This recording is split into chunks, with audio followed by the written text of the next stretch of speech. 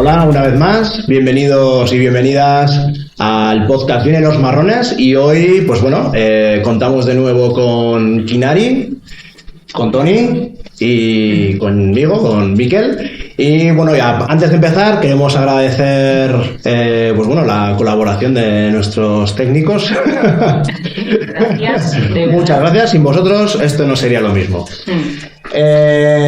Hoy en estos capítulos estamos repasando un poquito cómo nos atraviesa el racismo y hoy vamos a ahondar, vamos a rascar un poquito en Kinari, a ver qué nos cuenta.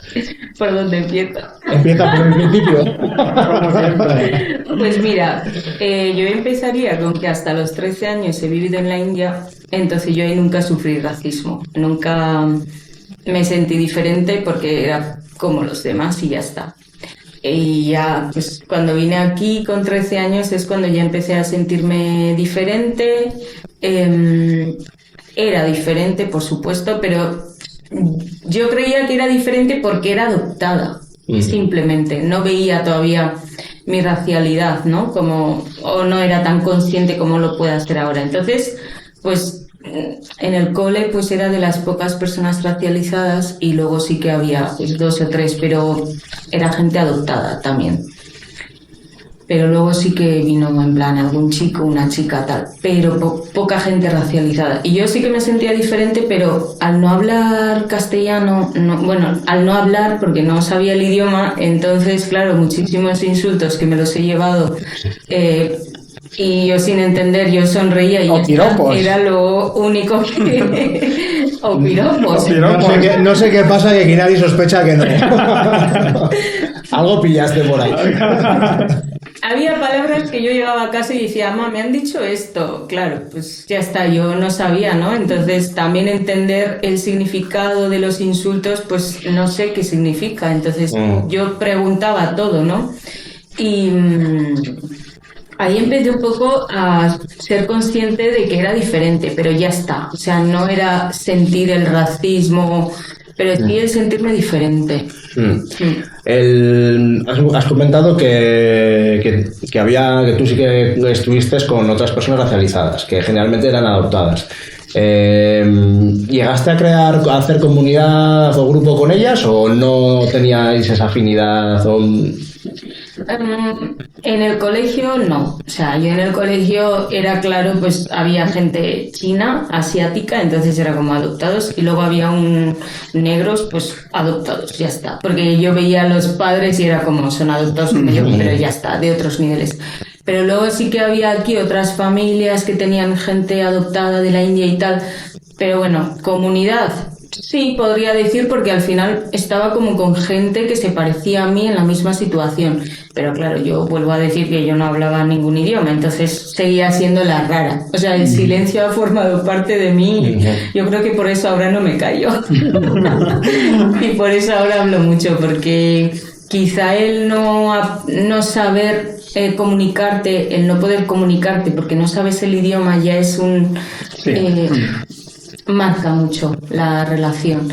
Y yo creo que quizá era diferente y sufría bullying y era discriminada básicamente porque no socializaba, porque tampoco tenía herramientas de comunicación.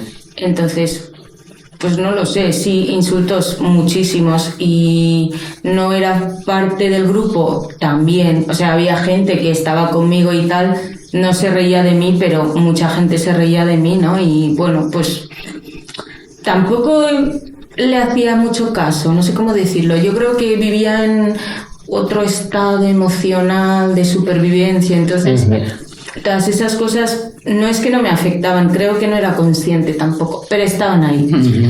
Y luego ya más adelante sí que me voy dando cuenta, ¿no? Pero siempre he sido consciente que todos los lugares que ocupaba era la única mujer racializada. Y ahí empecé a ver como, qué raro que yo sea la única mujer racializada en esta charla, en esta no sé qué, voy a ir al museo, la única, siempre la única. Y ahí es cuando empecé a ser consciente de por qué yo era la única, ¿no? Y Y bueno, ahí empecé como a decir, ¿y por qué es esto? ¿Qué es esto? ¿Qué me pasa a mí o qué me estaba atravesando a mí que no soy consciente? Y efectivamente ahí es donde soy consciente de que aquí pues el racismo está al orden del día y es lo que a mí me pasa. Y es lo que a mí me distingue o me separa un poco también, más allá de la adopción. Vale, has comentado que los espacios que solías estar, ¿no? Que prácticamente eras la única persona racializada. Era por igual el hecho de que fueras una persona dotada por una persona blanca y una clase un poco más, no digo en comparación con la gente racializada, ya igual no digo por cantidad de personas que había aquí, sino porque igual el espacio que te ocupaba o los sitios donde tú ibas, esas personas mismas racializadas igual no tenían esa capacidad de acceder o de poder. Sí, puede ser perfectamente. Sí, pero luego en la universidad más o menos también era lo mismo. O sea, en la universidad el primer año pues igual había 3 personas y el primer año que era común con política, sociología, pues igual, no sé, 80 personas en la misma guela súper grande y igual estábamos 3 personas. Entonces, claro, cada vez que se hablaba de India era como yo era la representante de India, ¿no? Y yo al profesor de Relaciones Internacionales le dije, no me está gustando, me estás generando incomodidad porque yo no represento la India porque la India es mucho más que yo. Claro, cuando de India no le mires. Bueno, no puedes. Y ahí es lo que comentabas tú también, ¿no? Ese rechazo al principio. Y yo, claro, yo no es que odiaba la India, sino que la imagen que se ha tenido de la India aquí ha sido, por una parte, una exotización brutal, desde el yoga, desde lo hippie, la ropa, los saris, los colores, el festival de Holi, el hinduismo, la meditación, toda esa exotización por un lado. Y luego por otro lado, pues la pobreza, la suciedad, es que los animales, es que... ¿no? Entonces yo decía, uy, qué imagen más rara de la India, ¿no? Entonces, no es que lo rechazara, simplemente que quizá en ese momento no era mi momento de abrazar la India porque yo tenía que adaptarme a esta cultura. Claro, sí. Abrazar esta cultura. ¿A qué edad más o menos empiezas a ver tú estos estereotipos que existen hacia la India? Pues yo creo que en la universidad. Yo en la universidad adquiero bastante conciencia. A ver, previamente también, ¿no? Porque siempre he sido pues de hacer voluntariados, de entender otras realidades, de la injusticia en el mundo en general y todo eso. Pero el racismo como tal, yo creía que eso pasaba solo a la gente negra, por ejemplo. Y para mí el racismo era lo que le pasa a la gente negra. Eso es muy curioso, ¿no? Es muy curioso que siempre... Tiene sentido. Siempre tiene... La gente suele mencionar mucho eso, ¿no? Que el racismo siempre lo asocian con racismo hacia los negros. Que tiene un sentido, ¿no? Tiene sentido. Porque de hecho es blancos y negros. Eso es. Y luego está el resto. Los marrones existimos. Sí. Hombre, que al final la propia construcción del blanco es la deshumanización del negro, ¿no? Sí. Entonces sí que la gente, por ejemplo, gente latina de igual de piel clara o esto, totalmente ven esa diferenciación porque dice, yo soy un poco más claro. No sufrimos el mismo racismo. De hecho, no se sufre las mismas experiencias racistas, ¿no? Pero sí que lo que me gustaría es la parte de la identidad, la que me gustaría tocar, ¿no? Cuando tú vienes de la India, tú vienes con 13 años, 12 años. 13. Con 13 años, claro. Tú vienes ya con una identidad ya algo tuya, formada, ¿no? Claro, el choque que tú llegas aquí, ¿no? Cuando llegas aquí, claro, ese choque dices, ya, eso es, ¿no? Sí. Ahora que soy muy más consciente, digo, wow, qué duro, cuánto dolor, cuánto instinto de supervivencia que lo he tenido activo hasta hace nada. Vivir desde el miedo, desde la incomodidad, desde sentirse sola, única, diferente, y no para bien, sino como para mal. Desde decir, joder, pues no hay nadie como yo, no. Claro, y luego también he sido persona que he hablado las cosas como con mucha naturalidad, como la adopción, y cuando decían, sí, bueno, es que soy adoptada, y como... Siempre era el comentario, pues yo conozco una persona adoptada, pero no habla casi de la adopción, ¿no? Y yo decía, ay, pues igual no debo de hablar de la adopción, estoy haciendo algo mal. Entonces sí que me he dado cuenta que cuando he empezado a hablar de la adopción también ha habido como mucha incomodidad por parte de mucha gente blanca, porque al final la adopción tiene una imagen bastante romántica. Esto será un capítulo también, ¿no? Es que vamos a atacar ese marrón. Sí. ¿Qué crees tú que te atraviesa más? ¿El racismo o la adopción? Oye, que no estamos aquí en la... Yo creo que la adopción. La adopción. Sí. Porque si yo no fuese adoptada no estaría aquí. Y para mí el racismo quizás sería inexistente. Probablemente, ¿eh? O sea, en la India lo viviría desde otro lugar, pero no creo que sería tan salvaje como lo podría vivir aquí. Porque aquí la diferencia es muy grande. Allí al final, pues sí, se puede notar en, no sé, en si tienes ciertos estudios o no, pero también vives, es que la concepción de comunidad es tan distinta que es algo que yo aquí no he encontrado. Entonces, lo viviría diferente, pero no sé cómo, ¿eh? Pero creo que me atraviesa la adopción, el género. Sí, el racismo está ahí, por supuesto, pero creo que todo parte de la adopción. Entonces, y sí, en la universidad es que cuando le dije al profesor me dijo, pero si eres de la India, tienes que estar muy, muy orgullosa. Y yo, o no, o sea, ¿por qué tengo que estar orgullosa? ¿No? Como que parece que tenemos que llevar la bandera y estar orgullosos y todo positivo. Pues igual, ¿no? Y bueno, sí.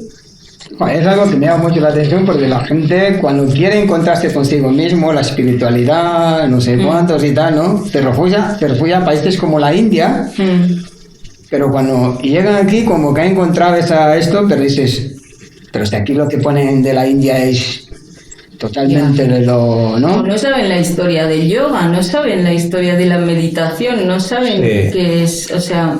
Es mucha cultura pop, ¿no? O sea, vender... Sí, algo que queda bien aquí, ya está.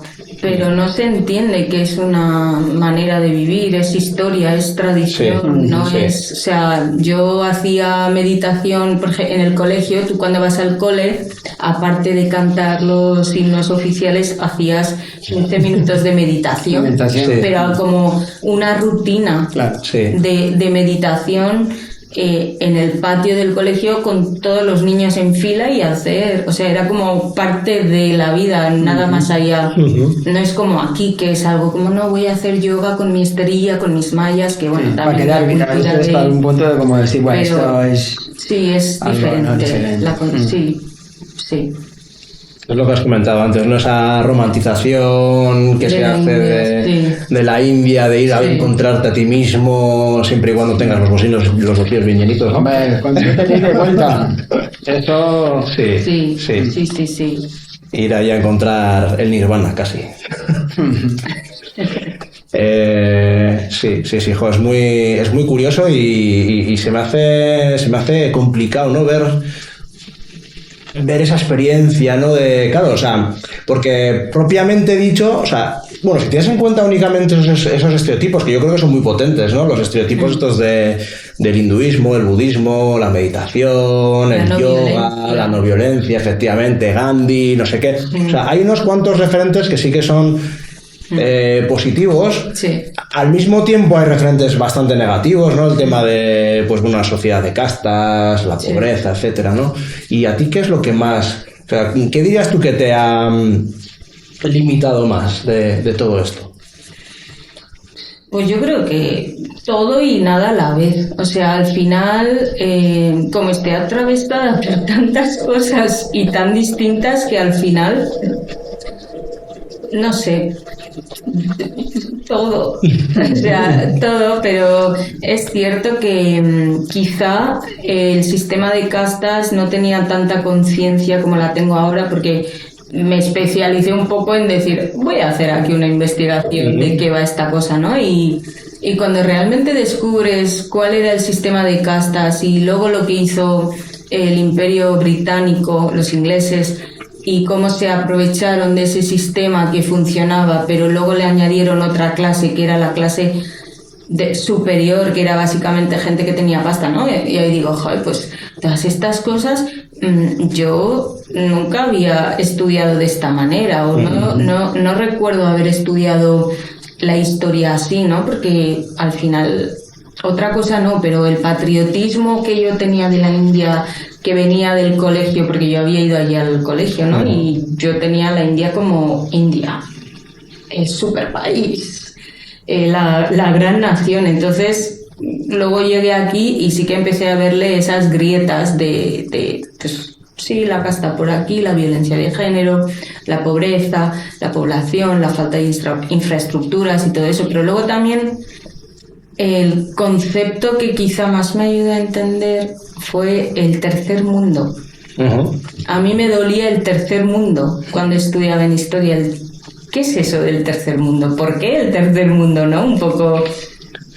El tercer mundo es curioso porque propiamente el concepto del tercer mundo viene de países no alineados, ¿no? Ni de la Unión Soviética ni con Estados Unidos, pero luego cogió un significado totalmente diferente, ¿no? Que es el de país pobre o casi estado fallido, ¿no? Sí. Entonces, a mí el tercer mundo no lo entendía y decía, entonces hay un primer mundo que es mejor, al que hay que aspirar y todo eso. Y luego vas a la India y ves también que hay una cierta aspiración, pero quizá en las clases altas. O sea, tú vas con la gente normal y vamos, o sea, tienen un orgullo de lo que son y de lo que es y todo. O sea, no aspiran a esta occidentalización ni esta modernidad, ¿no? Y es curioso porque no tienen por qué. Eso es. No tienen por qué. Está bien. Sí, porque siempre todavía tenemos esa visión no romántica, sino ilustrada de lo que es la civilización, ¿no? Y que es Occidente el que exporta la civilización a todas partes. Sí. Y bueno, que en último término, ¿no? A través de la potencia económica y militar, ¿no? Han estado exportando un modo de vida, etcétera, a otros sitios, pero aquí yo veo también que a la gente le cuesta un poco entender que haya otras sociedades que quieran tener su modo de vida, mantener su modo de vida y que no tenga nada que ver con este. Sí. Pero a mí, volviendo a lo de la identidad, a mí me gustaría también remarcar o decir que estamos creando nuevas identidades también. Y con esto quiero decir que yo, por ejemplo, aunque me llame Kinari, tengo un apellido que es muy vasco. Y yo cuando voy a la ventanilla de la administración y me dicen que si de verdad es ese mi apellido, que si lo confirmen o por qué esto no encaja, eso dice mucho también. Claro, sí. Del trabajo que no está hecho por parte de la sociedad. De que somos gente que estamos aquí, que estamos viviendo aquí y probablemente me quedaré aquí, ¿no? Pero como que también hay nuevas identidades que no son, que antes como homogéneas, como más diversas. Cuando llegas a Vitoria, bueno, igual cuando llegas a Vitoria no, ya después de un tiempo, ¿no? Tú te das cuenta que existe una discriminación hacia ti, ¿no? Que tú lo identificas como racismo, ¿no? ¿En qué momento tú te das cuenta ese despertar de ese rasgo? ¿Con qué era más o menos, no? Porque hay un proceso tuyo desde la India aquí, que tú no sufrías de esa discriminación, y cuando llegas aquí te das cuenta, o sea, que hay un eje más de opresión, ¿no? Sí, bueno, a ver, yo creo que antes lo sufría, pero quizá decía, sin más, no pasa nada. O sea, no le daba la importancia que tenía, quizá.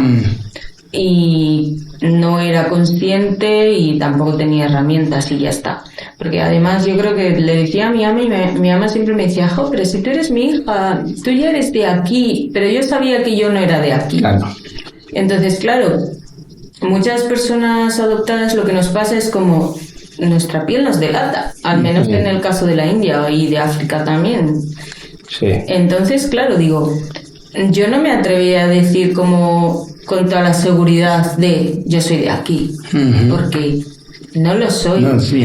Y aunque a día de hoy me pueda sentir de aquí, sé que no es, o sea, tampoco sé muy bien cómo, desde dónde crear ese relato mío, ¿no? Pero yo donde más claro, por ejemplo, lo vi fue un poco en la universidad Y este episodio lo he compartido un montón de veces porque para mí sí que fue impactante y ahí es donde empecé a hacer una terapia específica centrada en la adopción y trauma y discriminación racial, o sea, porque también la terapia tiene que tener este enfoque de discriminación racial, porque no es lo mismo sufrir un trauma por X cosa que por una discriminación racial. Que es cotidiana y que es un día tras otro día. Eso es. Entonces, esto fue pues en la universidad cuando hice el TFG sobre el sistema de castas y básicamente la primera pregunta que me hizo una de las profesoras que estaba en el jurado fue: ¿pero de verdad eres de la India? Porque hablas muy bien. Y yo he estado en la India y yo no he visto nada de esto, porque yo cuando estuve en la India en el 93 o 98, vale.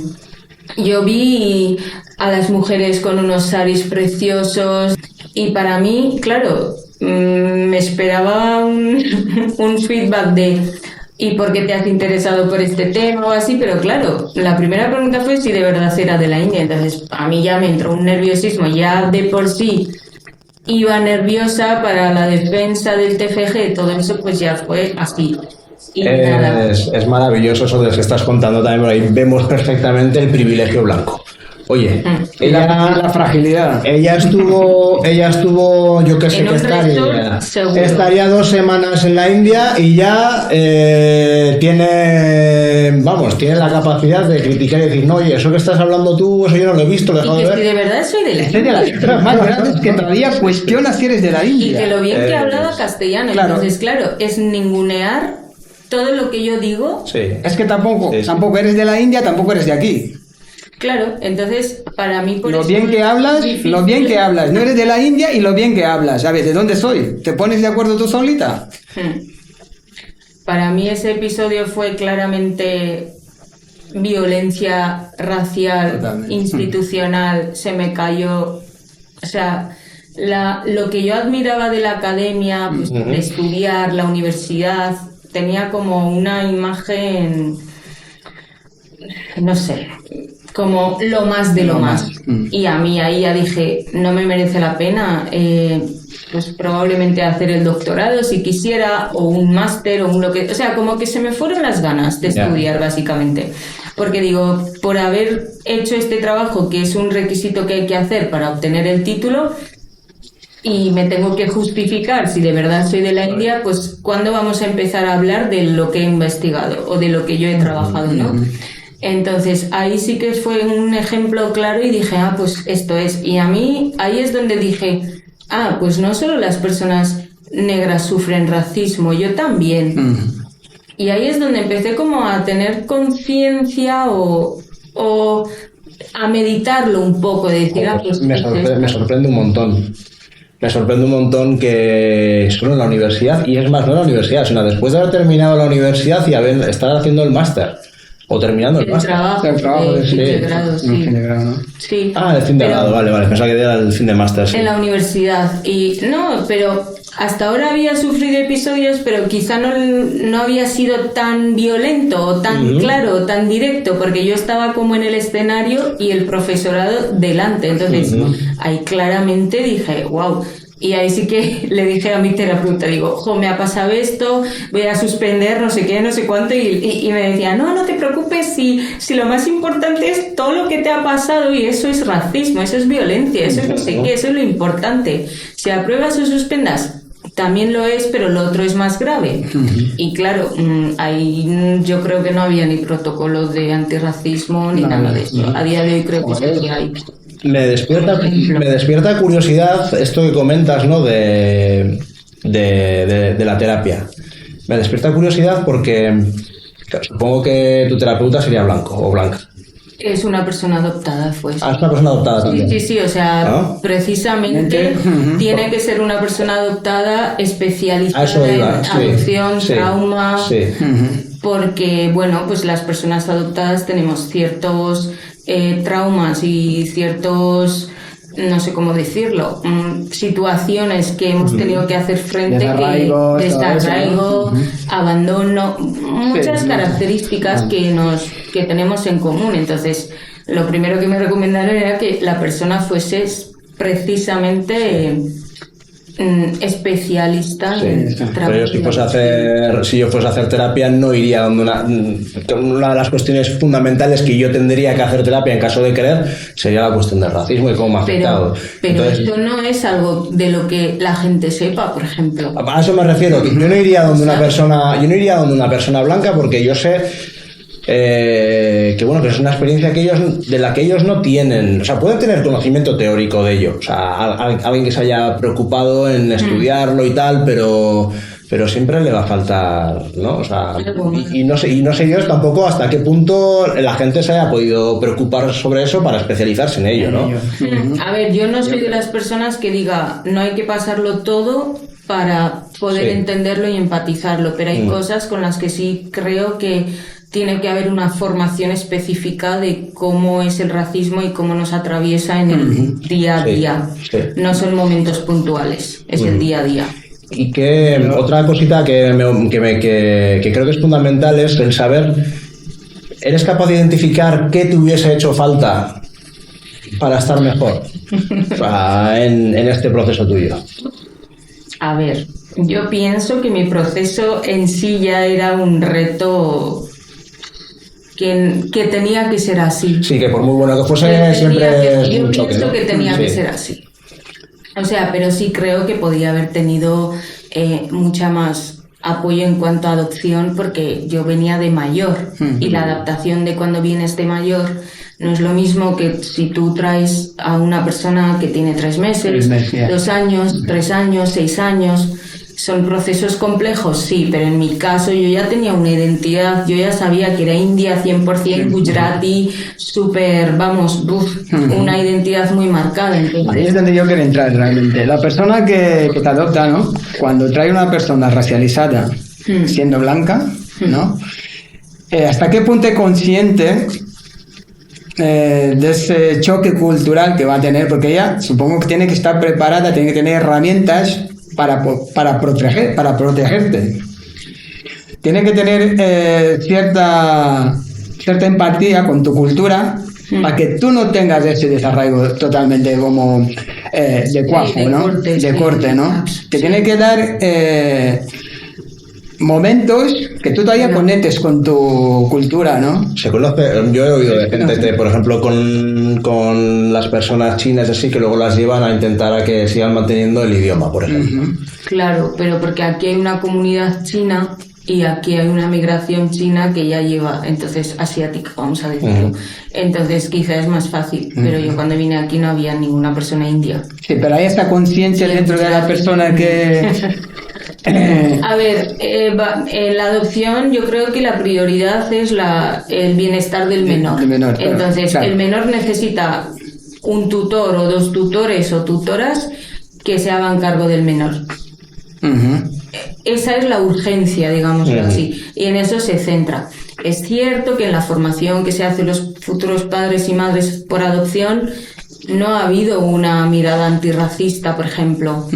Ha habido una mirada de son niños, traen una mochila, pero luego cuando vienes aquí, todo eso, en mi caso yo no he tenido, por ejemplo, ninguna ayuda. A mí nadie me ha dicho lo que estás viviendo, sintiendo es algo normal.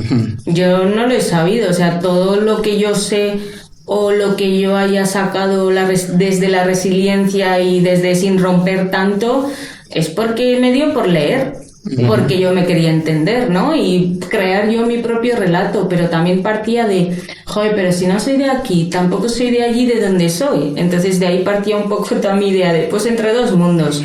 Pero esos 2 mundos también no son fijos, no son estáticos tampoco.